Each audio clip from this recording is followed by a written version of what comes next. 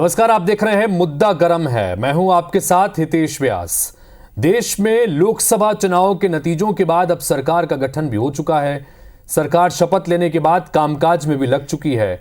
तो दूसरी तरफ नतीजों को लेकर अब भी मंथन और चिंतन का दौर लगातार जारी है। भाजपा लगातार तीसरी बार देश की सत्ता पर काबिज हो चुकी है, लेकिन उम्मीद और दावे से कमजोर प्रदर्शन के चलते भाजपा लगातार विपक्ष के निशाने पर तो है ही, वहीं अब उसे अपनों के हमलों का भी सामना करना पड़ रहा है। संघ प्रमुख मोहन भागवत की क्लास के बाद अब आरएसएस नेता इंद्रेश कुमार ने भी पार्टी को नसीहत दी है। लिहाजा आज यही जानने की कोशिश करेंगे कि अहंकार पर लगातार खबरदार किया जा रहा है, संघ सीधा प्रहार कर रहा है। क्या भारतीय जनता पार्टी के प्रदर्शन से संघ नाराज है?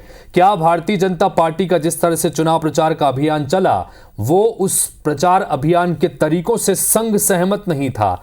कई महत्वपूर्ण सवाल इन टिप्पणियों के बाद खड़े हो रहे हैं। इस पर बात करेंगे मेहमानों से, लेकिन पहले इस रिपोर्ट के जरिए देखिए कि किसने क्या कहा है।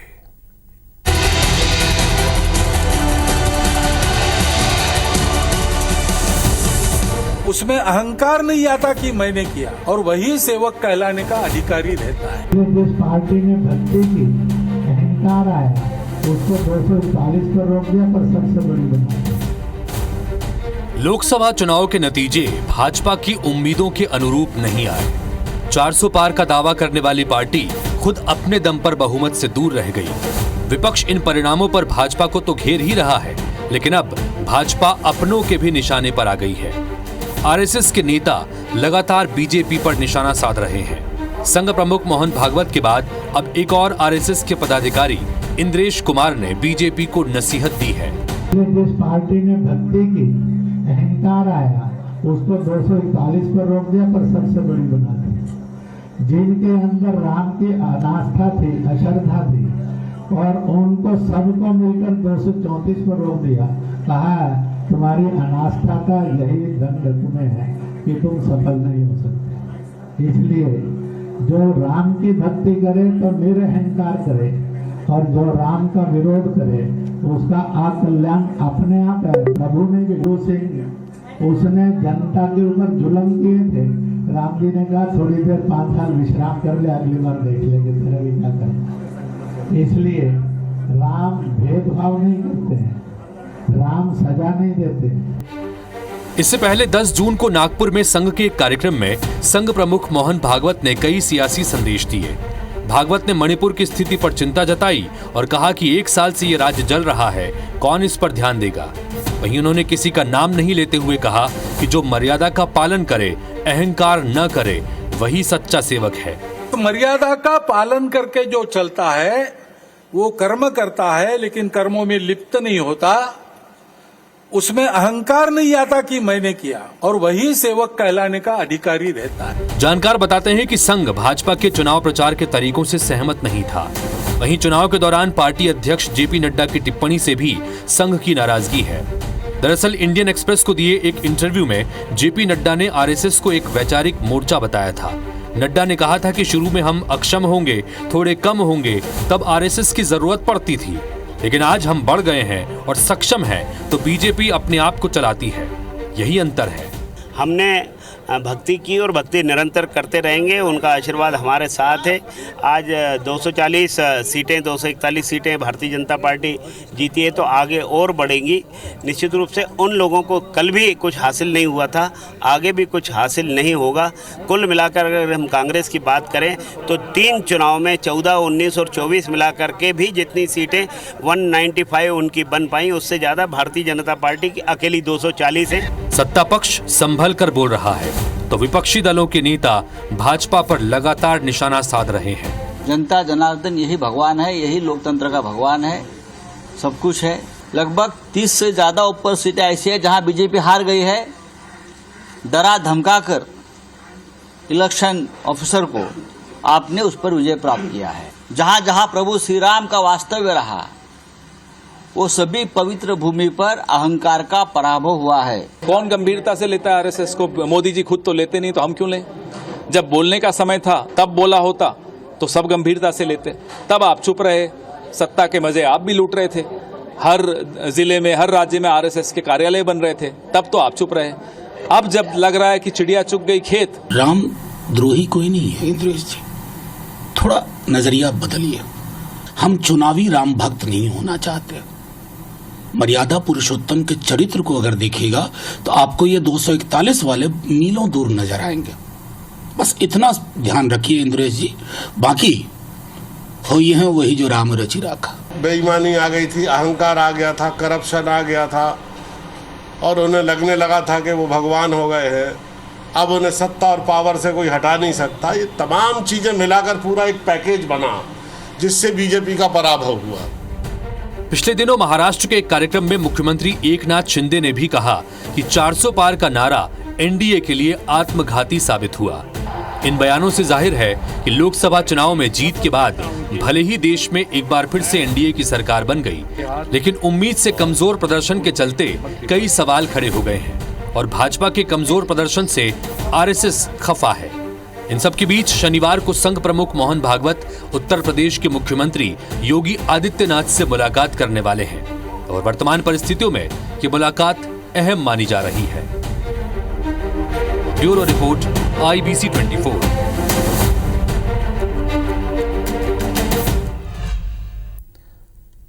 तो इस रिपोर्ट के जरिए आपको यह बात तो समझ में आई कि आज का हमारा अहम मुद्दा यही है कि अहंकार पर खबरदार। संघ अब सीधा प्रहार कर रहा है भारतीय जनता पार्टी के प्रदर्शनों के और भारतीय जनता पार्टी के सीटों के आंकड़ों को लेकर। और इस वक्त इस पर बातचीत करने के लिए हमारे साथ में सच्चिदानंद उपासने साहब जुड़ रहे हैं। भारतीय जनता पार्टी के वरिष्ठ नेता हैं, संघ की पृष्ठभूमि से आते हैं, संघ से जुड़े रहे हैं। और साथ ही हमारे साथ में वरिष्ठ पत्रकार रमेश शर्मा जी भी जुड़ रहे हैं। आप भी संघ के मामलों के बड़े जानकार हैं। रमेश शर्मा जी, बहुत बहुत स्वागत आपका भी, और उपासने जी बहुत बहुत स्वागत आपका भी। थोड़ी देर में हमारे साथ में प्रमोद दुबे साहब भी जुड़ेंगे, कांग्रेस पार्टी के वरिष्ठ नेता हैं, उनसे भी बातचीत करेंगे। सबसे पहले उपासने साहब, मैं आपसे जानना चाहूंगा, जब हमने 2 दिन पहले भी उस विषय पर चर्चा की थी, जब संघ प्रमुख मोहन भागवत ने कई सियासी संदेश नागपुर में संघ के उस कार्यक्रम के जरिए दिए थे, जिसमें उन्होंने अहंकार का भी जिक्र किया, जिसमें उन्होंने चुनाव प्रचार के अभियान का भी जिक्र किया, और उसमें उन्होंने मणिपुर तक का भी जिक्र किया था कि मणिपुर 1 साल से जल रहा है, कोई उसकी तरफ ध्यान नहीं दे रहा, उसकी तरफ ध्यान कब देंगे। तो ये एक के बाद एक नतीजों के बाद अब जिस तरह से इंद्रेश कुमार ने एक बार फिर से बात कही है, वो सीधे सीधे कह रहे हैं कि अहंकार, राम भक्तों का जो अहंकार था, उसने परिणाम को 241 तक सिमट कर रख दिया। कैसे देखते हैं इसे?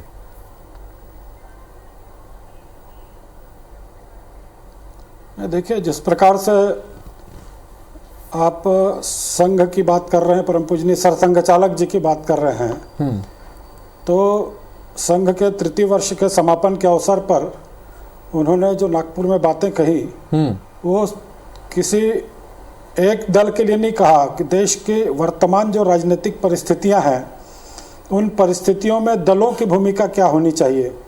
दलों को अहंकार से दूर होना चाहिए, दलों को अपनी संस्कृति की रक्षा करनी चाहिए, दलों को राष्ट्रहित के मुद्दों पर एक होकर चिंतन करना चाहिए। आशय यही था। मणिपुर की बात भी उन्होंने इसीलिए कही कि जिस प्रकार से देश का एक राष्ट्रीय राजनीतिक दल अपनी चुनावी राजनीति का उन तत्वों को हवा देने का काम मणिपुर के नाम पर कर रहा था कि वोट बैंक की राजनीति उनकी पुख्ता हो जाए। इशारा तो कांग्रेस की तरफ ज़्यादा था माननीय मोहन भागवत जी का, कि जिस प्रकार से हर मामले में वे रंगा डालते हैं, जहाँ राष्ट्रहित की बात है वहाँ पर तो कम से कम जो अच्छी बातें हो रही हैं देश में, कम से कम उसको तो अच्छा कहने की आदत जो है विपक्ष की होनी चाहिए। और लेकिन उसका विपक्ष जो है कांग्रेस पार्टी, उसको पूरी तरह से भारतीय जनता पार्टी के खिलाफ मानकर चल रही है। कांग्रेस की संकीर्ण मानसिकता है। यदि वो वास्तव में हम मोहन भागवत जी के बयान से समर्थित हैं या उससे लगता है उनको कि ये बयान ठीक दिया, तो उसकी सार्वजनिक रूप से कहें कि सरसंघ चालक जी के बयान से हम सहमत हैं कि उन्होंने जो बयान दिया है, सार्वजनिक स्टेटमेंट देकर कहें, उसके किंतु परंतु का अर्थ निकालकर उस पर कटाक्ष करना ये उचित नहीं है। कहें तो पूरी तरह से कहें कि सरसंघ चालक जी ने जो बातें कही है, ठीक है। उपासने साहब, यहाँ पर एक सवाल ये से सहमत है। उपासने साहब, इंद्रेश कुमार जी के बयान के इर्द गिर्द हम जानने की कोशिश कर रहे हैं। इंद्रेश कुमार जी ने जो बात यहाँ पर कही है कि राम भक्त को लेकर और उसको लेकर कहा है कि अहंकार आ गया था राम भक्तों में, और इस वजह से ये फिगर जो है 241 तक आकर रुक गया।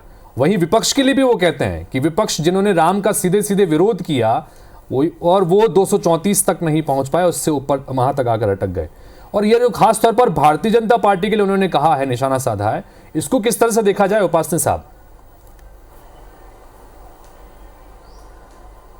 देखिए, देश के हर नागरिक को अपने व्यक्तिगत विचार व्यक्त करने के पूर्ण अधिकार हैं और माननीय इंद्रेश जी ने यदि अपने विचार दोनों दलों के लिए व्यक्त किए हैं तो नितांत रूप से उनके व्यक्तिगत विचार हो सकते हैं। ये राष्ट्रीय स्वयंसेवक संघ के विचार मानकर नहीं चलना चाहिए, क्योंकि वो भी एक बहुत ही समाज के क्षेत्र में विभिन्न समुदायों के लिए काम करने वाले और जिन्होंने कि राष्ट्रीय मुस्लिम मंच की स्थापना की और राष्ट्रीय मुस्लिम मंच राष्ट्रभक्त मुसलमानों को भी जोड़ने का वो काम जो है वो कर रहे हैं। तो वो अपने उन्होंने उनकी सोच हो सकती है, लेकिन इसको कोई भारतीय राष्ट्रीय स्वयंसेवक संघ की कार्यकारिणी में कोई प्रस्ताव पारित हुआ इस प्रकार का, या उन्होंने कोई भारतीय जनता पार्टी पर इस प्रकार के उन्होंने अपने विचार दोनों पार्टियों के लिए कहे हैं। राम भक्त तो ये कोई चुनावी नारा नहीं था, ये तो भारतीय जनता पार्टी शुरू से कहती आई थी कि जहाँ जहाँ रामलला का है मंदिर वहीं बनाएंगे। तो ये कोई राजनीतिक नहीं था, ये तो भारतीय जनता पार्टी के हर कार्यकर्ता के मनोमस्तिष्क में था। और ये कांग्रेस उस पर विश्वास नहीं करती थी। कांग्रेस ने तो कोर्ट के मामले में भी अड़ंगेबाजी की, उसके दुष्परिणाम कांग्रेस को पिछले चुनाव में पूरी तरह से भुगतना। हमारे साथ में प्रमोद दुबे साहब भी जुड़ गए हैं। तो कांग्रेस केवल राम के नाम पर नहीं और भारतीय जनता पार्टी नहीं।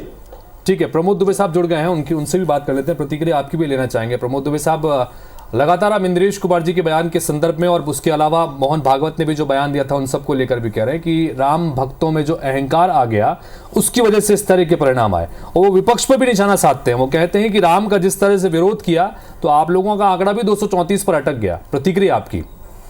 देखिए, हमारा आंकड़ा कहाँ पर अटक गया ये तो दुनिया देख रही थी कि हमारे अकाउंट फ्रीज कर दिए गए, हम ईडी का छापा पड़ गया, आईटी का छापा पड़ गया, दुनिया भर की जांच शुरू हो गई। यहाँ तो पान ठेलों में ईडी के लोग घूमते थे। ये हमारे लिए तो कारगिल युद्ध जैसा था कि हमारे समुद्र में जैसे तैरने के लिए किसी तैराक को भेज दिए, हमारे हाथ पैर बांध दिए और सामने वाले को फ्लोटिंग पैड दे दिए। उसके बावजूद वो 240 तक के पहुँचे। जहाँ तक इंद्रेश कुमार जी की बात है, वो समझदार लोगों में से हैं, या आदरणीय मोहन भागवत जी की बात करें, उन्होंने वर्तमान समय में जो भारतीय जनता पार्टी की जो राजनीति है और जो राजनीति करने के तरीके हैं उनके बारे में उन्होंने कहा। ये तो देश के लगभग 100 करोड़ से ज़्यादा लोग कह रहे थे कि अहम इतना आ गया है। आदरणीय प्रधानमंत्री जी की भाषा आपने सुना कि एक्सरे से जांच करा ली जाए, अंदर से आपका चैन छीन लिया जाएगा, आपके यहाँ की बिजली काट दी जाएगी। क्या इस प्रकार के ये चुनावी वादे थे? लोगों को ये उम्मीद थी कि आदरणीय प्रधानमंत्री जी ने पिछले बार 75 वादे किए थे, उन 75 वादों पर बात होना चाहिए, या आने वाली आपकी क्या कार्य योजना है उस पर बात होनी चाहिए। आदरणीय मोहन भागवत जी या इंद्रेश जी ने जो कही है जो बातें, और ये बात अभी से शुरू नहीं हुई हितेश जी, अगर आप अंदाजा लगाएं तो जेपी नड्डा जी चलते चुनाव के बीच में कहा कि हमको अब आरएसएस की आवश्यकता नहीं है, हम अपने पैरों पर खड़े हो चुके हैं। इसके बाद उससे पहले स्वयं आरएसएस के जो प्रमुख लोग थे उन्होंने आरोप लगाया था कि राम मंदिर के जमीन में चंपत राय जैसे लोगों ने जमीन का घोटाला किया, जो 2 करोड़ की जमीन थी उसको 18 करोड़ में खरीदा गया। ये आरएसएस के ऑफिस में उनको बुलवाया गया था कि इस प्रकार की चीजें भगवान राम के नाम पे न करें। हितेश जी, हम लोगों ने भी देश में पैसा दिया, केवल राम भगवान को पेटेंट कराने की जो कोशिश की गई वो गलत था, उसका विरोध था। ठीक है, मैं इस पर प्रतिक्रिया लूंगा उपासने साहब पे, लेकिन चूंकि हमारे साथ में रमेश शर्मा साहब जी जुड़े हुए हैं।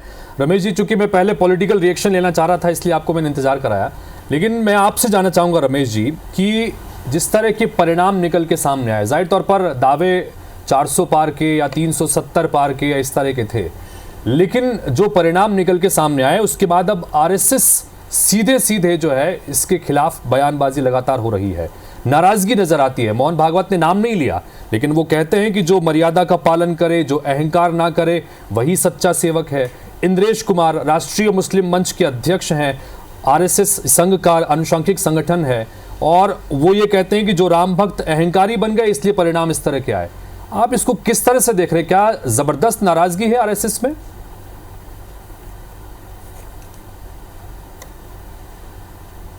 नहीं, देखिए, यहाँ हम 2-3 बातें अलग अलग हैं।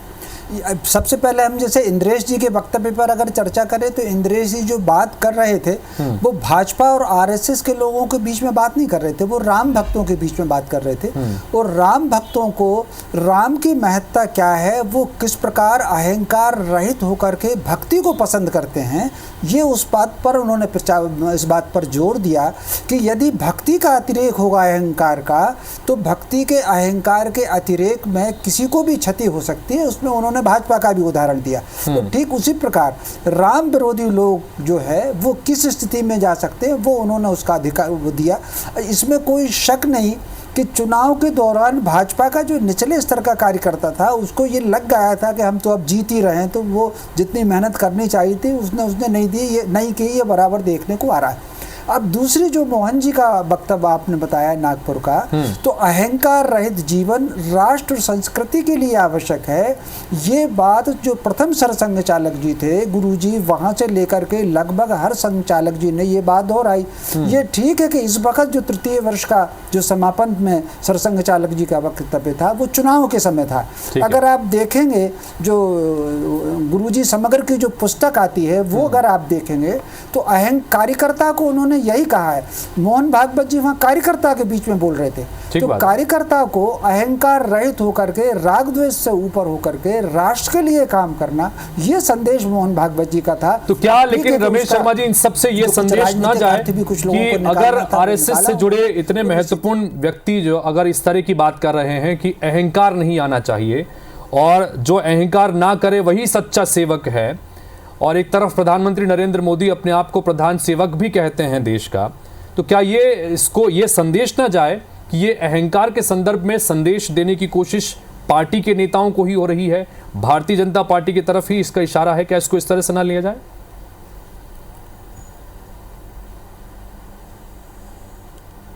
नहीं, निश्चित रूप से इसको लिया ही जाना चाहिए। कोई भी व्यक्ति अहंकार रहित होकर के काम करे, वो भाजपा में काम कर रहा है कि कांग्रेस में काम कर रहा है या सार्वजनिक जीवन में काम कर रहा है, निश्चित रूप से उस व्यक्ति को अहंकार रहित होकर के कार्य करना चाहिए।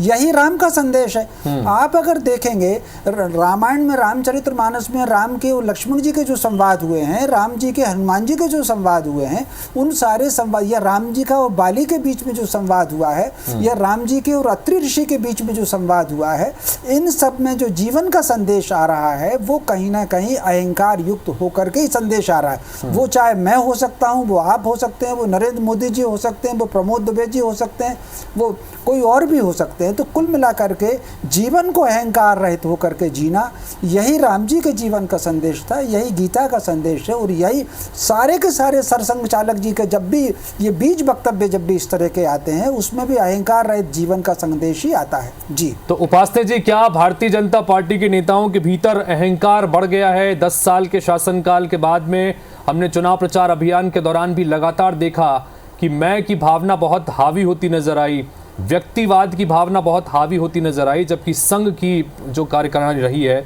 या पार्टी की जो अवधारणा रही है वो कैडर बेस रही है, तमाम चीजें थी। क्या ये अहंकार वाकई में हावी होता नजर आ रहा है पार्टी के भीतर? आप किस तरह से मानते हैं उपासने जी? नहीं, देखिए, जो ये जो बातें कही जा रही है कि सरसंघ चालक जी तृतीय वर्ष के प्रशिक्षण के समापन पर यदि बात कहते हैं तो सामान्य रूप से जो प्रशिक्षण के लिए पूरे देश भर से स्वयंसेवक वहाँ पर आते हैं, उनको एक प्रकार से उनका ये उद्बोधन था कि हम इस 30 दिवसीय प्रशिक्षण से जो सीख कर जा रहे हैं, तो अहंकार यदि हमारे बीच में है और हम देश सेवा का संकल्प लेकर जा रहे हैं, तो अहंकार कदापि हमारे बीच में नहीं होना चाहिए। और अहंकार तो होना भी नहीं चाहिए। एक सामान्य व्यक्ति की प्रक्रिया की बात हुई तो उसको भारतीय जनता पार्टी से क्यों जोड़ रहे हैं, उसको मोदी जी से क्यों जोड़ा जा रहा है? क्या यदि मोहन भागवत जी कोई बात कहते हैं तो क्या वो मोदी जी के लिए कहते हैं या वो भारतीय जनता पार्टी के लिए कहते हैं? मोदी जी के लिए नहीं कहते हैं। अच्छा, संजय राउत है उपासने साहब, संजय राउत शिवसेना के नेता हैं, वो ये कह रहे हैं कि जहां जहां पर राम का वास था भारतीय जनता पार्टी को वहां पर हार मिली है। 30 सीटों का जिक्र भी वो करते हैं कि 30 सीटों पर हार गई थी, लेकिन वो दरार धमकाकर जीती, वो अलग विषय है। लेकिन वो कहते हैं कि जहां जहां राम का वास था वहां बीजेपी हारी।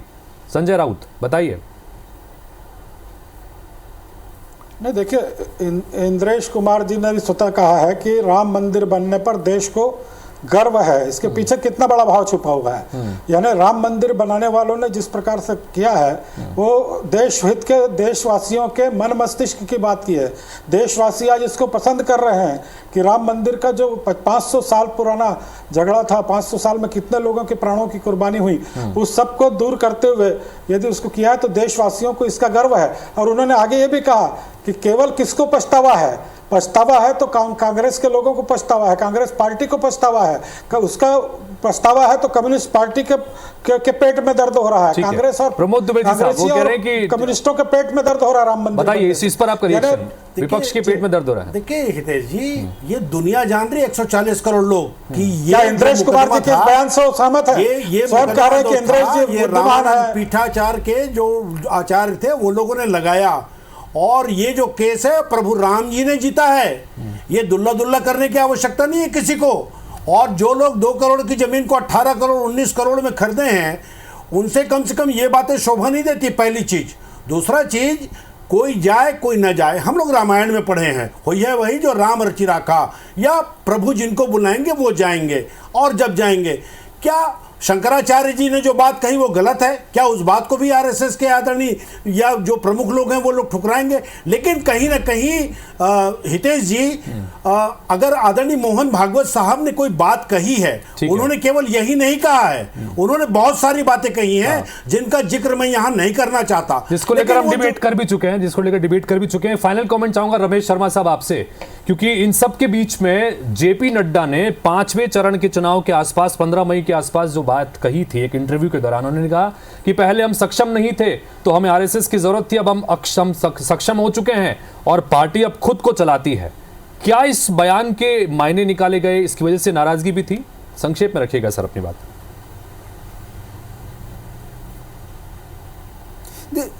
देखिए, मोटे तौर पर यह बयान को लेकर के सामान्य ही समझना चाहिए।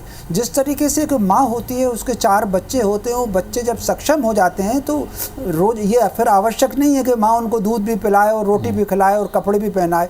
इसी तरीके से आरएसएस, जो मुझे लग रहा है आगे चल करके तो उपासना जी बताएंगे, जो मुझे लगता है कि मातृ संगठन है आरएसएस, भाजपा का और विभिन्न संगठनों का, तो मातृ संगठन की एक भूमिका, सीमित भूमिका रहती है, सहयोग की भूमिका तो रहती है, लेकिन बच्चे को अपने पैरों पर खड़ा होकर के अपने कदमों से चलना चाहिए, अपनी आंखों को से आसमान को देखना चाहिए। मैं समझता हूँ इसी बात को नड्डा जी ने अपने कार्यकर्ताओं को कहा होगा।